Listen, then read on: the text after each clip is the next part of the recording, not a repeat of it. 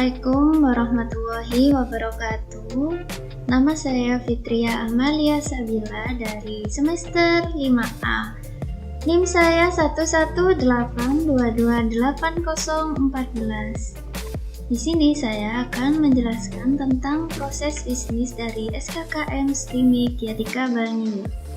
Nah, perlu diketahui untuk mengakses website SKKM STIMIK Yadika Bangil bisa diakses di mana saja menggunakan data seluler, bisa menggunakan wifi pribadi di rumah ataupun hotspot pribadi. Nah, sekarang pertama kita login dulu untuk masuk ke websitenya.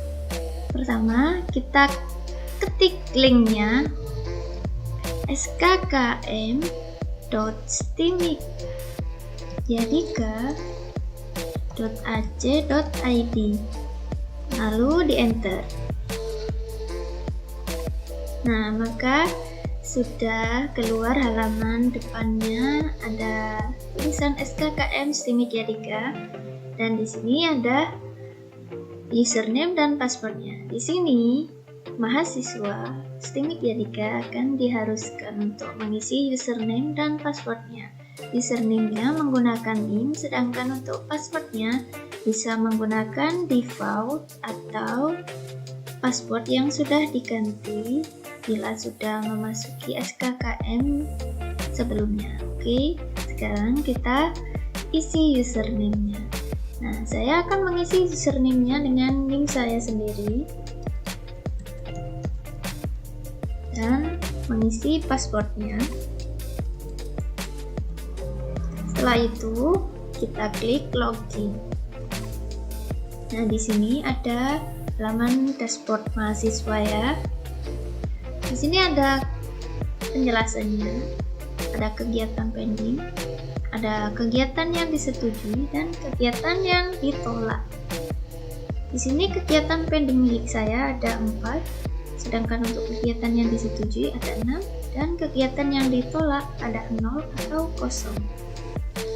Nah, untuk cara mengisi SKKM mahasiswa, di sini kita klik SKKM mahasiswanya. Nah, di sini mahasiswa disuruh untuk mengisi SKKM. Kita klik tambah kegiatannya. Lalu akan keluar form tambah kegiatan SKKM-nya. Nah, di sini pilih data kegiatan yang dalam bidangnya. Pertama, dilihat dulu untuk sertifikat yang akan dimasukkan. SKKM tidak hanya berupa sertifikat saja, bisa dengan piagam penghargaan juga, tapi di sini saya menggunakan sertifikat. Nah, di sini sertifikat saya mengikuti webinar Internet Bisnis dan Teknologi di Masa Depan. Ini adalah webinar nasional. Maka di sini saya pilih bidangnya, bidang dari penyelarasan dan pengembangan karir. Nah, setelah itu saya pilih tingkatnya. Tingkatnya adalah tingkat peran dan kreditnya ya. Di sini bisa dipilih. Saya pilih yang nasional karena saya menjadi peserta. Nah, di sini mahasiswa diharuskan mengisinya sesuai dengan apa yang kegiatan yang diikutinya, termasuk dalam kategori apa saja itu bisa dipilih dalam form ini ya. Untuk nama kegiatannya saya tuliskan webinar Internet Bisnis dan Teknologi di Masa Depan.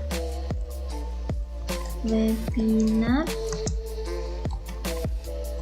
Bisnis dan Teknologi di masa depan. Nah, sudah saya tulis untuk nama kegiatannya. Lalu tahun giatnya saya mengikutinya di tahun 2020. Nah, untuk bukti, gambar buktinya dipilih, choose file ini diklik. Nah, dicari filenya ada di folder apa, lalu diklik. Setelah diklik, klik open, maka di sini akan muncul sertifikatnya sudah masuk. Oh iya, jangan lupa untuk file yang dimasukkan menggunakan size sekitar 1 MB, tidak boleh lebih dari 1 MB. Kalau lebih dari 1 MB, maka datanya tidak akan masuk. Nah, setelah itu di submit. Nah, maka ada keterangan kegiatan berhasil ditambahkan. Nah, di sini kegiatannya sudah masuk ya. Nah, di sini saya akan menjelaskan untuk keterangan pending ini belum diverifikasi oleh dosen walinya. Jadi, harus menunggu verifikasi dari dosen walinya dulu. Sedangkan untuk yang warna hijau atau terverifikasi, ini berarti sudah diverifikasi oleh dosen walinya. Jadi, untuk yang pending, menunggu persetujuan dari dosen walinya atau diverifikasi oleh dosen walinya sendiri. Jika masih belum diverifikasi dalam tenggat waktu yang lama, bisa menghubungi dosen walinya. Nah, untuk selanjutnya, kalau terjadi kesalahan pada saat pengisian, ini bisa dilakukan edit ya. Kita klik edit, maka akan keluar halaman edit kegiatan SKKM-nya. Di sini bisa diedit. Seumpama untuk salah nama kegiatannya, maka saya akan menambahi webinar nasional. Nah, sudah saya isi, lalu scroll ke bawah di submit. Nah, setelah itu maka di sini akan terjadi perubahan. Nah, di sini sudah ganti tulisannya menjadi webinar nasional pembudayaan kegemaran membaca dengan tema sumber melalui budaya literasi.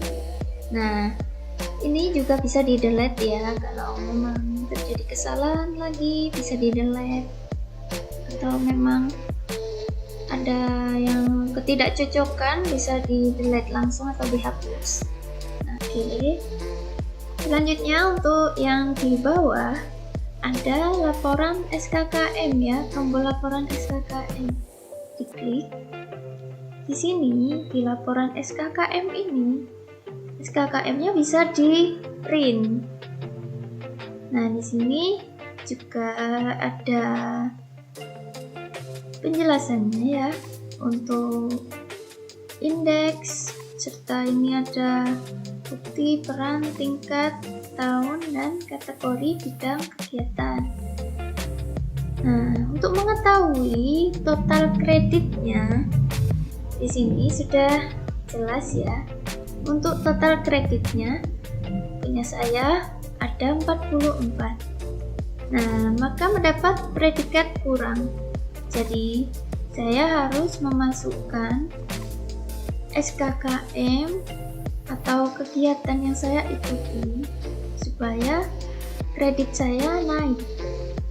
Kredit yang paling bagus itu sekitar 90 ke atas ya. Maka semakin banyak memasukkan kegiatan atau sertifikat, piagam, dan lainnya, maka nanti total kreditnya akan naik serta predikatnya akan berubah. Nah, kembali lagi ke website SKKM mahasiswa. Nah, di sini saya akan menjelaskan tentang profil ya. Untuk profil ini, sini ada data lengkap kalian sendiri, termasuk dari NIM, nama mahasiswa, tempat lahir, tanggal lahir. Sini ada nama dosen walinya, ada jenjang, tahun masuk, semester, program studi, dan di sini bisa merubah password yang dipakai. Jika sebelumnya menggunakan password default, maka bisa dirubah passwordnya di profil sini. Lalu jangan lupa untuk klik simpan ya. Atau kalian bisa mengecek lagi untuk nama kalian. Bila terjadi kesalahan, bisa melaporkan ke dosen yang terkait dengan SKKM STEM Widyadika Banyil ini. Nah, selanjutnya adalah untuk cara keluar dari SKKM STEM Widyadika Banyil ini, kita klik yang ada nama ini, ada nama kalian ya. Ini di sini tertera nama saya, diklik. Lalu kita klik sign out. Nah, maka di sini sudah keluar. Ada keterangan kamu sudah log out. Berarti sudah keluar dari website SKKM STEM Widyadika Banyil. Nah, sekian penjelasan dari saya. Bila ada kesalahan kata maupun perbuatan, mohon dimaafkan. Terima kasih. Wassalamualaikum warahmatullahi wabarakatuh.